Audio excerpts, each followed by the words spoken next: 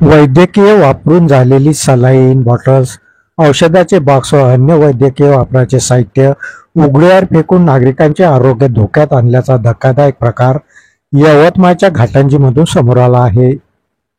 घाटंजी शहरातील दुर्गामाता वार्डमध्ये ही धक्कादायक घटना घडली. दुर्गामाता वार्डातील भर रस्त्यावर वैद्यकीय वापर झालेल्या सलाईन, औषधी आणि अन्य वैद्यकीय साहित्य अज्ञात व्यक्तीने उघड्यावर फेकले. हा प्रकार वारंवार होत असल्यामुळे येथील नागरिकांनी याबाबत नगरपरिषद प्रशासनाला व सर्व संबंधित विभागाला निवेदन देऊन कारवाईची मागणी केली आहे. आरोग्यास घातक साहित्य उघड्यावर फेकल्यामुळे आरोग्याच्या गंभीर समस्या निर्माण होण्याची दाट शक्यता निर्माण होत असल्यामुळे प्रशासनाने यावर तात्काळ कारवाई करणे आवश्यक झाले आहे.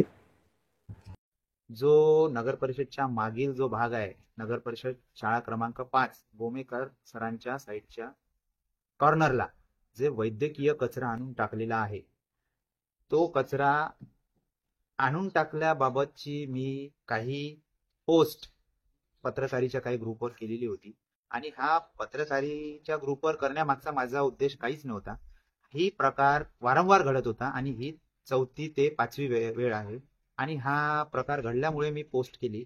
त्यावर कुठल्याही संदर्भात काहीही कारवाई झालेली नाहीये. ही वैद्यकीय कचरा टाकण्यामागचा उद्देश कोणाचा काय होता किंवा काय होता त्याच्याशी मला काही देण्यात नाही. मी पत्रकारीच्या ग्रुपवर टाकल्याच्या नंतर काही पत्रकार बंधूंनी त्यांच्या पेपरला ती बातमी प्रकाशित केलेली आहे, त्याबद्दल मी त्यांचे धन्यवाद मानतो. पण आतापर्यंत त्यांच्यावर कुठलीही कारवाई झाली नसल्यामुळे मी काल माननीय जिल्हाधिकारी साहेब, तहसीलदार साहेब, मुख्याधिकारी साहेब, तसेच सहाय्यक आयुक्त अन्न व औषध प्रशासन यवतमाळ, तसेच आपले वैद्यकीय अधीक्षक ग्रामीण उपजिल्हा रुग्णालय घाटंजी यांना मी सर्वांना निवेदन दिलेलं आहे.